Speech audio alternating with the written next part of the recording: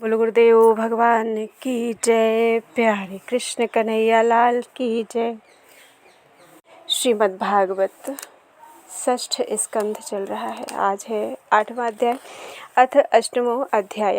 राजोवाच यया गुप्तः सहस्राक्षः सवाहान् रिपुसैनिकान् क्रीडन्निव विनिर्जित्य त्रिलोक्या बुभुजे श्रियं भगवंस्तन्ममाख्याहि वर्मनारायणात्मकं यथा ततायिनः शत्रून् येन गुप्तो जयन्मृधे।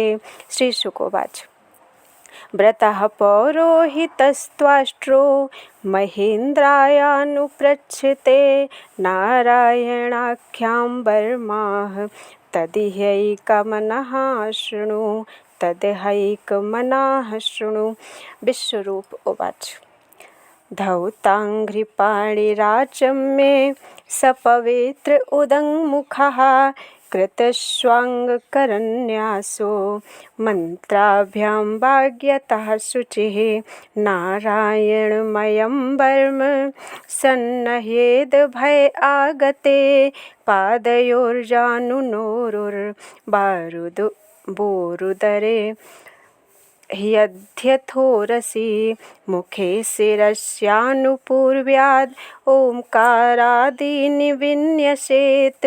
ॐ नमो नारायणायेति विपर्ययम् अथापि वा करन्यासं ततः कुर्याद् द्वादशाक्षरविद्यया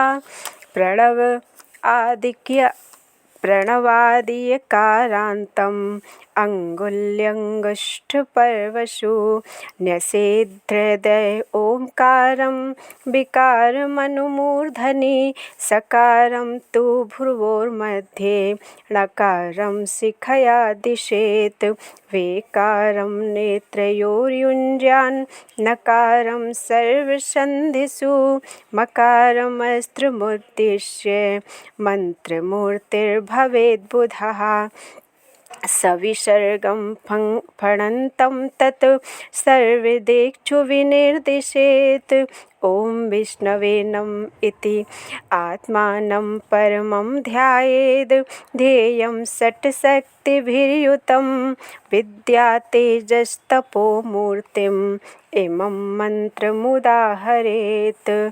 ॐ हरिर्विदध्यान्मम सर्वरक्षां न्यस्ताङ्घ्रिपद्मः पतगेन्द्रपृष्ठे धरारिचर्माशिगदेषु चाप पाशान् दधानो अष्टगुणोष्टबाहुः जलेषु मां रक्षतु मत्स्यमूर्तिर्यो यादो गणेभ्यो वरुणस्य पाशात् स्थलेषु माया बटुवामनो व्यात् त्रिविक्रमः खेवतु विश्वरूपः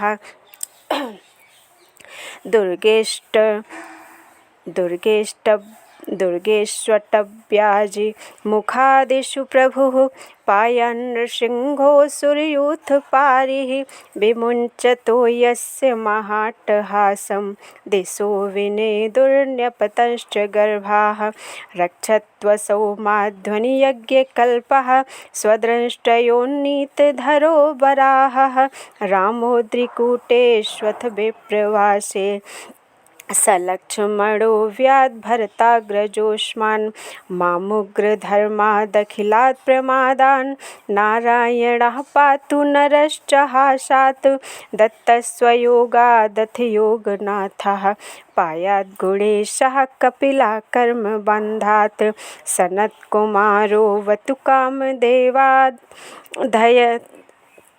दयद्धशीर्षा मां पथिदेव हेलनात् देवर्षिवर्यः पुरुषार्चनान्तरात् कूर्मो हरिर्मां निर्यादशेषात् धन्वन्तरिर्भगवान् पात्वोपथ्याद् द्वन्द्वाद् भयाद्रशभो निर्जितात्मा यज्ञश्च लोकादवतात् जनान्ताद् बलो गणात् क्रोधवशादहीन्द्रः द्वैपायनो भगवान् प्रबोधाद् बुद्धस्तु पाखण्डगणात् प्रमादात् कल्किः कलेः कालमलात् प्रपातुर्धर्मावनायोरुकृतावतारः मां केशवो गदया प्रातरव्याद् गोविन्द आशङ्गबमात् वेणुः नारायणः प्राण उदात्त शक्तिर्मध्यन्दिने विष्णुरीन्द्रपाणिः देवोपराह्ने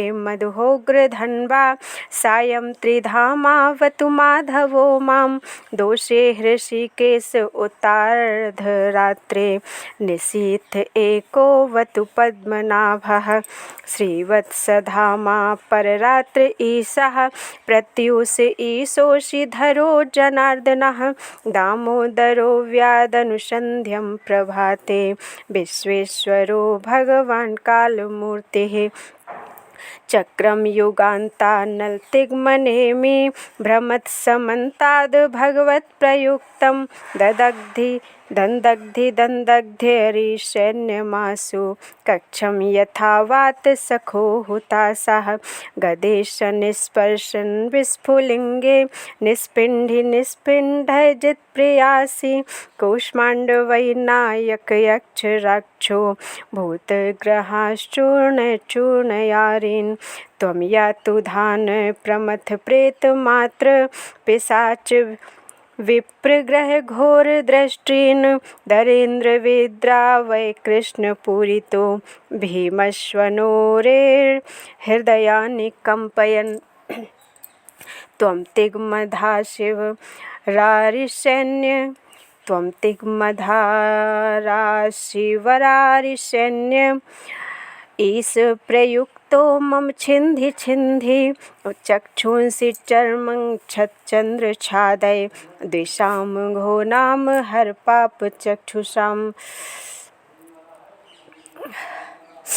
यन्नो भयं ग्रहेभ्योऽभूत् केतुभ्यो नभ्य एव च सरीसृपेभ्यो दृष्टेभ्यो भूतेभ्यो भो अहोभ्य एव वा